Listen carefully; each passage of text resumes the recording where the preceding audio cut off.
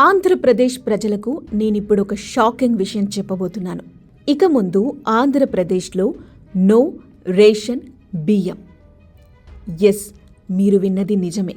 ఇక ముందు రేషన్ బియ్యం సరఫరా ఉండదు. అదేంటి, మధ్యతరగతి, పేద, నిరుపేద కుటుంబాలు ఇప్పటికీ ఆ రేషన్ బియ్యం పైనే ఆధారపడి ఉంటున్నాయే, వాళ్ళ పొట్ట కొట్టాలని ఎలా అనిపించింది అని మీకు అనిపించవచ్చు. కానీ ఇదే నిజం.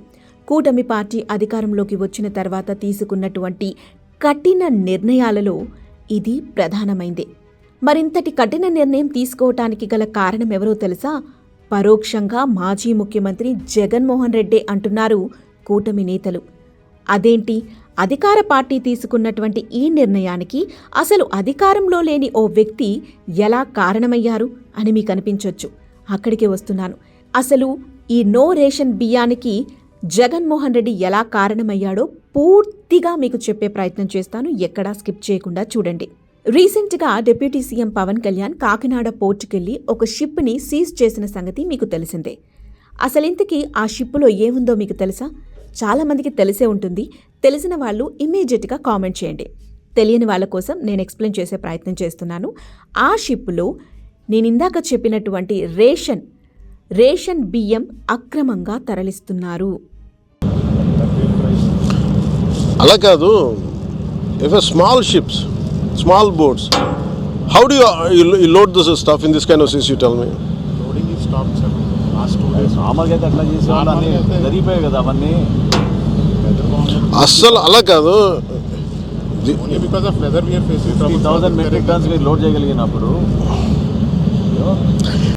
ఎస్, కాకినాడ పోర్టు ద్వారా ఆంధ్రప్రదేశ్ ప్రజలకు అందాల్సినటువంటి రేషన్ బియ్యం అక్రమంగా దళారులు విదేశాలకు ఎగుమతి చేస్తున్నారు. ఆ షిప్పునే deputy CM Pawan Kalyan seize చేశారు. ప్రజలకు అందించే రేషన్ బియ్యం ఎలా ఎగుమతవుతుంది, ఎలా అక్రమదారుల చేతుల్లోకి వెళుతుందో ఇప్పుడు మీకు చెబుతాను.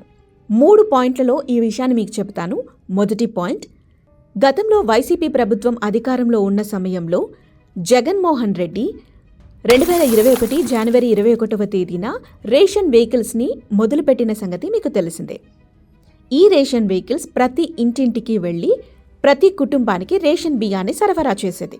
ఒక కుటుంబంలో సగటున 4 వ్యక్తులున్నారంటే ఆ కుటుంబానికి 20 కేజీల బియ్యం అందేది. అంటే ఒక్కో వ్యక్తికి 5 కేజీల బియ్యం అన్నమాట. సో ఈ రేషన్ వెహికల్స్ ప్రతి ఇంటింటికి గడప గడపకి వెళ్ళి బియ్యాన్ని ప్రజలకు అందించే క్రమంలో ఎవరైనా ఒక కుటుంబానికి సంబంధించి ఒక్క వ్యక్తి కూడా ఆ ఇంట్లో లేకపోతే ఆ బియ్యాన్ని పక్కింటి వారికో పొరిగింటి వారికో ఇచ్చేవారు కాదు. తిరిగి వెనక్కి తీసుకెళ్ళిపోయేవారు. పోనీ మరుసటి రోజు ఆ తర్వాతి రోజు ఇచ్చేవారా అంటే అప్పుడు కూడా ఇచ్చేవారు కాదు. అలా ఒక కుటుంబానికి సగటున 20 కేజీల బియ్యం తిరిగి ఆ రేషన్ వెహికల్లోనే వెనక్కి వెళ్ళిపోయేది. ఇలా ఒక గ్రామంలో కనీసం ఎన్ని కుటుంబాలు ఇంట్లో లేకుండా ఉంటాయో మనం లెక్కేసుకుంటే ఒక 2-3 అనుకున్నప్పటికీ కూడా కనీసం 60 కేజీల బియ్యం వెనక్కి వెళ్ళిపోయేది.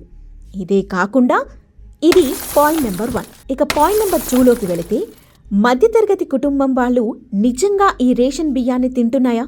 నిజం చెప్పండి. మధ్యతరగతి వాళ్ళు ఈ వీడియో చూస్తున్నట్లయితే మీరు నిజం చెప్పండి. మీరు నిజంగా ఈ బియ్యాన్ని రేషన్ వెహికల్ నుంచి తీసుకొని ఉపయోగించేవారా? లేదు. ఇందులో చాలామంది ఆ బియ్యాన్ని అలా తీసుకొని ఇలా అదే వెహికల్కి సంబంధించిన డ్రైవర్కి 10 రూపాయలకి కిలో చొప్పున అమ్ముకునేవారు. ఎస్, ఇది నిజం. ఇక్కడ కూడా సగటున ఒక కుటుంబంలో 4 వ్యక్తులు ఉన్నట్లయితే 20 కేజీల బియ్యాన్ని 200 రూపాయల చొప్పున అమ్ముకునేవారు. మధ్యతరగతి కుటుంబంలో అయితే చాలామంది ఈ బియ్యాన్ని తినేవారే కాదు. తిరిగి వాళ్ళు అదే రేషన్ వెహికల్ డ్రైవర్కి అమ్మేసేవారు. అలా ఒక గ్రామంలో కనీసం 3 కుటుంబాలు 4 కుటుంబాలు ఈ బియ్యాన్ని అమ్ముకున్నట్లయితే కనీసం 80 కేజీల బియ్యం తిరిగి వెహికల్ నుంచి వెనక్కి వెళ్ళిపోయేది. ఇది పాయింట్ నెంబర్ 2. ఇప్పుడు అసలు పాయింట్లోకి వస్తున్నాను. Point number 3. ఒక గ్రామానికి రేషన్ బియ్యం సరఫరా చేసే క్రమంలో ఒక్కో బస్తాలో కనీసం 50 కేజీల బియ్యం ఉండాలి. కానీ ప్రభుత్వం నుంచి పంపించే బియ్యం బస్తాలో 45 కేజీలు మాత్రమే ఉండేది. అంటే ఆ 5 కేజీల బియ్యాన్ని ముందుగానే ప్రభుత్వం తమ ఆధీనంలోనే పెట్టుకునేదన్నమాట. అలా ఒక 200-300 కేజీల బియ్యం ఉన్నట్లయితే అందులో 30-40 కేజీల బియ్యం ప్రభుత్వ ఆధీనంలోనే ఉండేది. అలా ఒక్కో గ్రామానికే 40-50 కేజీల బియ్యం అంటే ఎన్ని గ్రామాలున్నాయి ఒక్కసారి లెక్క వేసుకోండి. ఇప్పుడు అసలు విషయంలోకి వస్తున్నాను. పాయింట్ నెంబర్ 1, ఎవరైనా కుటుంబ సభ్యులు ఒక్కరు కూడా రేషన్ బియ్యం తీసుకోవటానికి అందుబాటులో లేకపోతే మిగిలిపోయినటువంటి ఆ బియ్యం. అలాగే పాయింట్ నెంబర్ 2, అలా ప్రభుత్వం ఇస్తున్నటువంటి ఉచిత బియ్యాన్ని తీసుకొని ఇలా 10 రూపాయల చొప్పున అమ్ముకున్నటువంటి ఆ బియ్యం. ఇక పాయింట్ నెంబర్ 3, ఒక్కో బస్తాలో మిగిలిపోయినటువంటి 5 కేజీల బియ్యం. ఇలా మొత్తం బియ్యాన్ని ప్రభుత్వం దళారులకు అమ్మేసేది. ఆ దళారులు ఈ బియ్యాన్ని తీసుకువెళ్ళి రైస్ మిల్లులో పాలిష్ చేయించేవారు. మంచి బియ్యంతో ఈ బియ్యాన్ని కలిపేవారు. అలా ఆ బియ్యాన్ని కనీసం 50-60 రూపాయల చొప్పున మాఫియాకి అమ్మేవారు. ఆ మాఫియా కనీసం 100 రూపాయల చొప్పున విదేశాలకు ఎగుమతి చేసేవారు. ఇదంతా చేయించింది జగన్మోహన్ రెడ్డి ప్రభుత్వమే. అలా కొన్ని లక్షల క్వింటాల బియ్యం విదేశాలకు ఎగుమతి చేశారు. చూసారా రేషన్ బియ్యం మాటున ఎంత పెద్ద మాఫియా నడిచిందో? మీకు ఖచ్చితంగా నెంబర్లతో సహా చెప్పాలంటే కనీసం 10,000 కోట్ల రూపాయల మాఫియాని నడిపించింది గత ప్రభుత్వం. ఇప్పుడు ఆ అక్రమాలని బట్టబయలు చేశాడు deputy CM Pawan Kalyan. So నిరుపేద ప్రజల కోసమని చెప్పి అందిస్తున్నటువంటి రేషన్ బియ్యం వెనుక జరుగుతున్నటువంటి ఈ మాఫియా కారణంగానే, అది కూడా ఇదంతా జరిపించింది జగన్మోహన్ రెడ్డి అవ్వటం వల్లనే ఈ రేషన్ బియ్యాన్ని నిలిపివేసి దాని బదులుగా ప్రజలకు డబ్బుల సాయం అందించే దిశగా అడుగులు వేస్తోంది రాష్ట్ర ప్రభుత్వం. అదన్నమాట సంగతి. ఇప్పుడు ఈ మాఫియాపై సిబిఐ కేసు కూడా నడుస్తోంది.